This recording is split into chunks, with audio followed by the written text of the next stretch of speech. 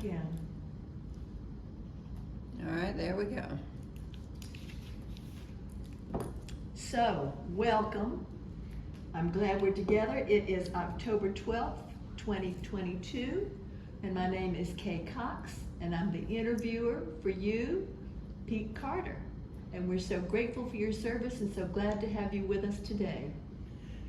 We are conducting this interview for the Library of Congress, the Veterans History Project, which is under the auspices of the National Society of the Colonial Dames of America in South Carolina. We are in Charleston, South Carolina at Bishop Gadsden Episcopal Retirement Center with Mr. Carter. Thank you for your service and for your country, and thanks for being with us today to tell your personal story. And let's begin with your childhood. Well, let me say thank you for the opportunity to have this interview and to reminisce over the things that happened to me many years ago. I enjoy talking about it. I feel like it happened yesterday. And I'm just so happy to do this. It makes me feel good. It was a good time in my life, and Wonderful. I remember it and obtained a lot of good things out of the military service. Why don't you tell us first about your childhood in Alabama? Well, I grew up in Russellville, Alabama, and I was had one brother, 2 years older than me, and I had many hand-me-down clothes, and we came up through the Depression, and Boy Scouts was my favorite activity. I was the second Eagle Scout in my hometown. Congratulations. And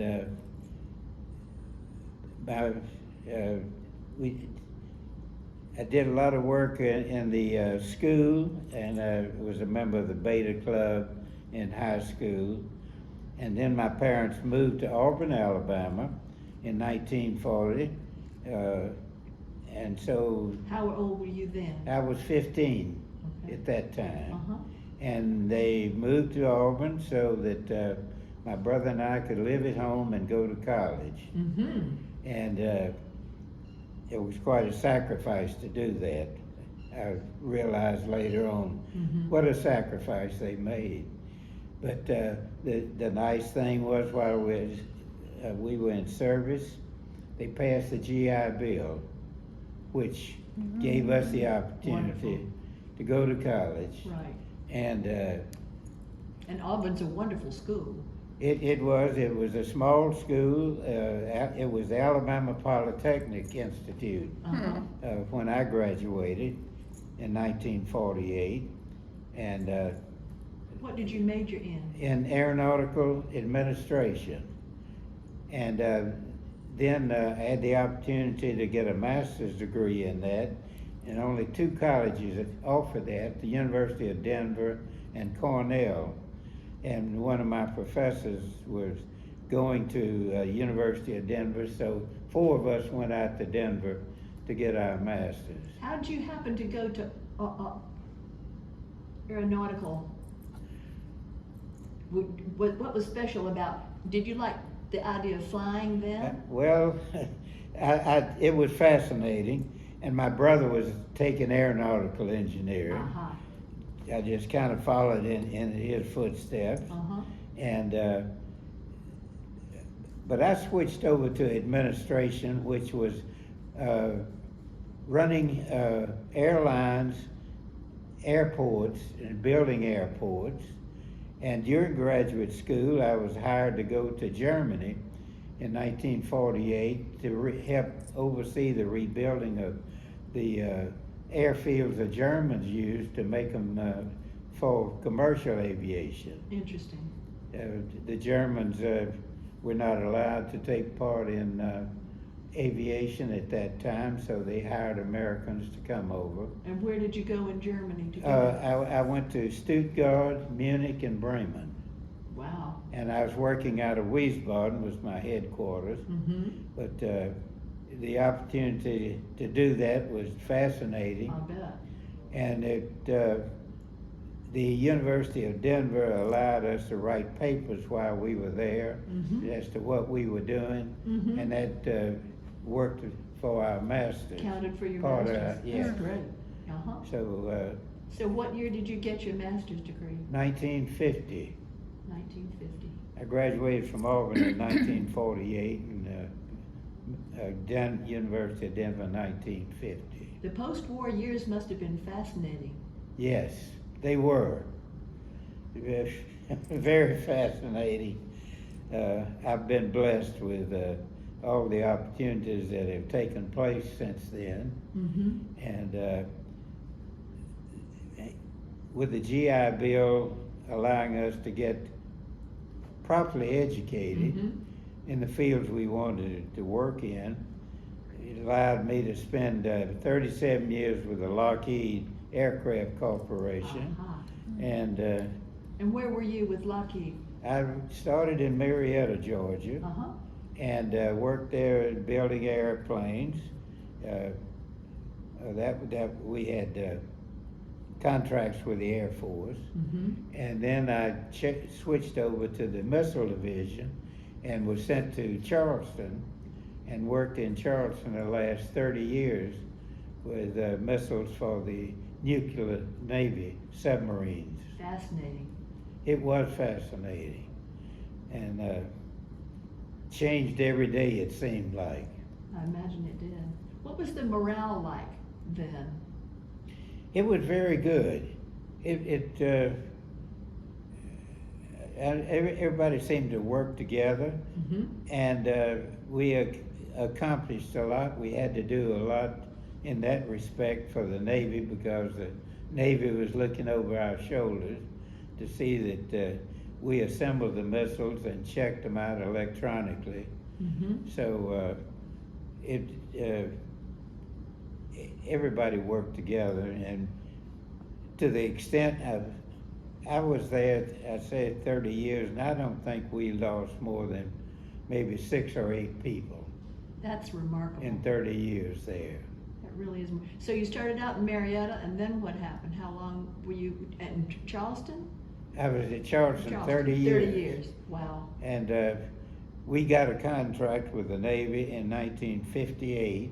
That's when the nuclear submarines came aboard. And we still have the contract. We have a contract for the Atlantic Fleet and one for the Pacific Fleet. We are located in Kings Bay, Georgia now. We refurbish all the old missiles when the submarines come back and send them back out. And we are at the Hood Canal on the west coast in the state of Washington for the Pacific Fleet. So Charleston is a very important place in terms of that industry. Yes. We started out here in 58, and we stayed until 94 here, and right after Hugo hit us, it destroyed 11 of our buildings. Gracious. So we rebuilt all of them, got ready to start processing again, and for some reason, I won't go into that, but the government owned land down in Kings Bay, Georgia, so they said we'll move down there, and they rebuilt the same buildings we had here and did the same work that we were doing. That sounds like politics to me. I think President Carter might have bought some land. Might have had something to do with it. I think so. But we're still in business, and it's been a great contract. We haven't had anybody that could equal us, and we were very outstanding during the Cold War period because the Russians could not track our submarines. So they were very aware that one missile could destroy one of their cities. Our first missiles went about 1,200 miles, and during the Cold War, our missiles went about 10,000 miles, flying 10,000 miles, and was accurate within 1/10 of a mile. That is really impressive. So the Navy did a wonderful job. And the Russians knew it their too. design, they did. Where were the submarines made? Were they made in New London, Connecticut? New London, yes. Right. I think they were. I think they still are. I think so. Mm-hmm. We had, and there, I don't know, there was a submarine, there was a shipbuilding down in Mississippi, but I don't think it was a submarine. I think it was up on the coast. And were your missiles sent north to? No, Or did they come the down here? the submarines would come up the Cooper River, Uh-huh. they'd pass Charleston, keep going up to the north part of the river, and we had a loading and unloading facility there. And as we finished the missiles, checking them out, we'd put them on a truck and we would take them down to the offloading base and load them onto the submarines. Mm-hmm. All of these missiles now were loaded to where they were shot straight up, Oh, and they could be fired 100 feet underwater. wow. And they were quite a missile, and It was a glorious time to be in the service, wasn't it? It was after the war and America was humming. it was. Yeah, I stayed in under contracts with the Air Force in Marietta and the Navy contracts in Charleston. And when did you get a wife? When I was 27, 1952, Mm-hmm. we were married 66 years. Gracious, how wonderful. And Where did you find her? I found her in Florence, Alabama, Uh-huh. and I spotted her at a party, and a girls' party, and I found out where she worked, and I made contact with her, and I talked to her a long time, and finally I left Alabama and went to Marietta, but I came back every weekend from Georgia to Alabama, Devotion. and we got together in 1952. Wonderful. We'd met in 1950. And did you have children? Had two children, a daughter, Mary Dallas, and a son, Gaines. Mary Dallas works here. Mm-hmm. She graduated from University of South Carolina, and Gaines graduated from Clemson Mm-hmm. and Michigan State Law School. And where does he live now? He lives in Atlanta. Atlanta. He just left this morning. He's been with me since Saturday. Came down to watch football. Wonderful. Saturday afternoon. Wonderful. I hope it was a good game. Well, mine wasn't, but his was. That was okay. That was okay. Yeah. How many friends do you have left?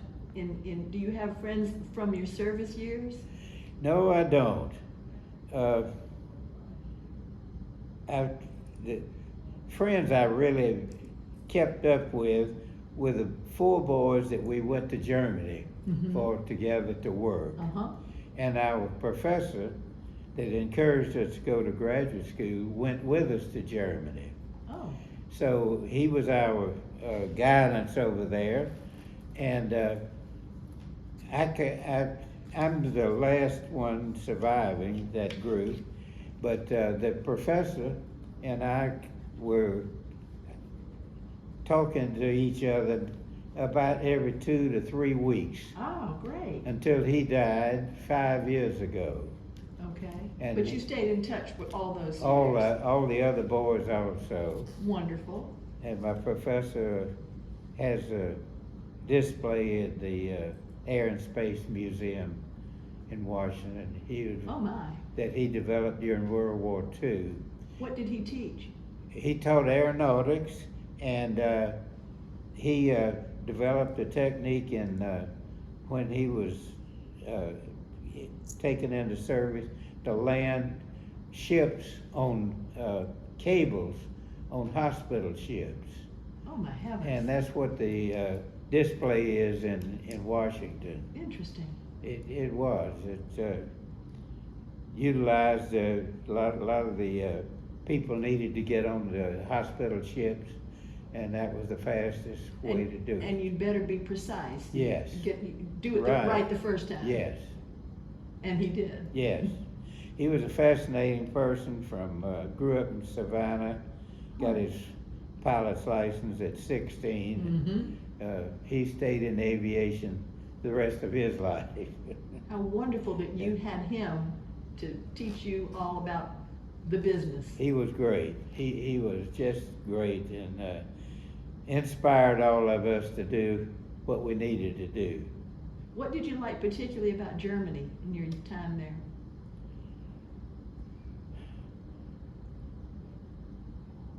I guess the conversion of the airports was just fascinating.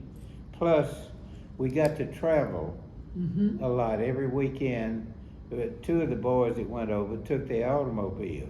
Oh my. So every weekend we would try to go to another country and check that out.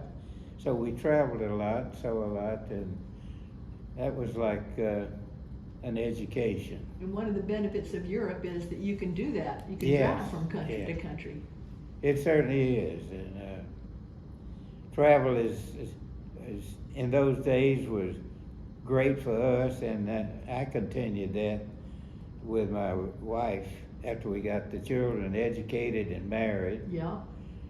We went to 30 countries, Oh my goodness. and She loves to travel too. she loved to travel, going in cathedrals and museums. Was 30 countries. at 30 countries. It's wonderful.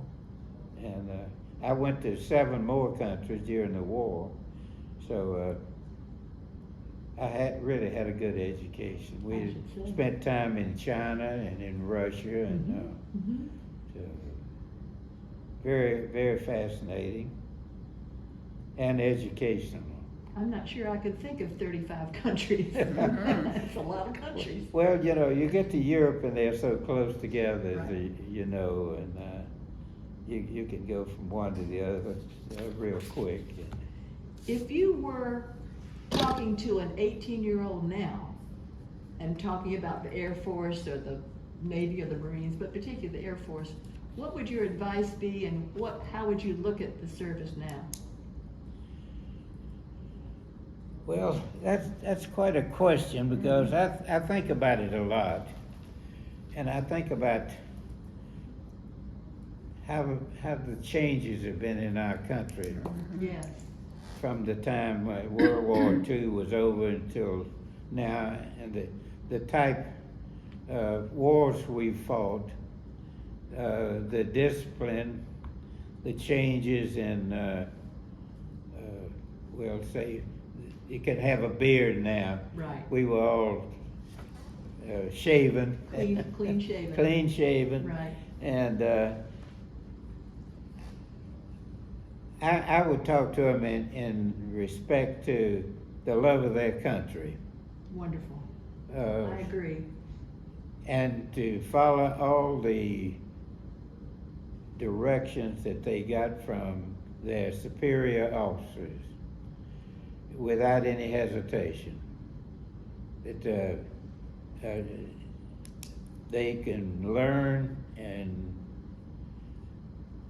it will help them the rest of their lives. But they've got to follow the directions, and I know that it might be hard for them to do a lot of them in this day and time. Well, discipline and following orders is part of the military. It is, and I'm not a protester. I think sometimes it's gotten out of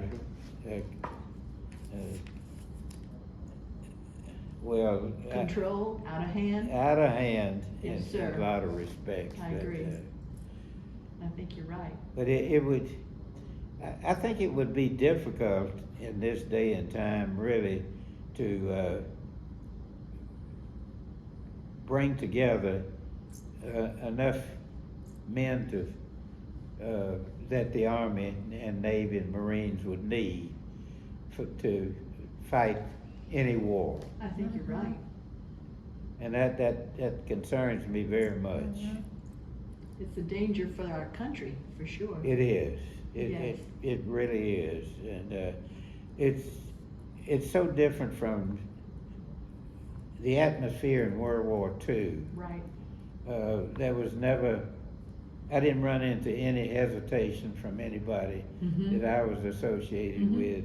We did what we were told to do and followed directions and just learned a lot from it. And you believed in the purpose of the war. We were needed and our country needed us, and that was our objective, to go and do our part. I agree with you. I hope that our country can continue that discipline and that dedication to our country that you have. Well, you know, I don't think the ladies get as much credit as they should have for what they did That's right. while the war was going on. Right. We couldn't have done what we did without their help in constructing equipment, building tanks, and doing everything. And I have a friend in California now. She lived here, and she was a Welsh. She used to fly airplanes Mhm. from the factories to the air bases, Mhm. wherever they were needed. Her husband was a pilot also. Nice couple that I met here in Charleston. And we're from South Carolina originally. Mhm. Now they're back in California. They had a son that got injured during a drive-by shooting and was paralyzed. Oh, no. And the atmosphere in California was better than Charleston in the summertime. So they moved back to California. Jack is gone now, but Edna is still looking after her son. Been doing that a long time. Oh, I'm sure she has. Well, your pictures and your wonderful, you want to just remind people what your honors were? Well, that would be good. We've got had a few medals that came by. And what did they include? What medals did you earn? They were well, let me see. They were listed right here.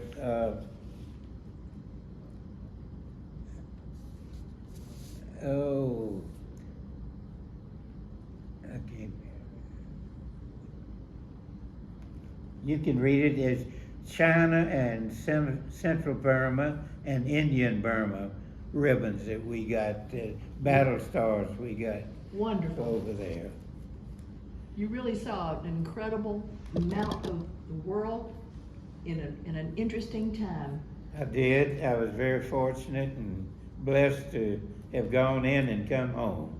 Well, thank you so much for telling us your story. It's a wonderful story, and we're proud of all your service. Well, thank you so much. As I say, I appreciate the opportunity to come and talk to you Thank you. very much.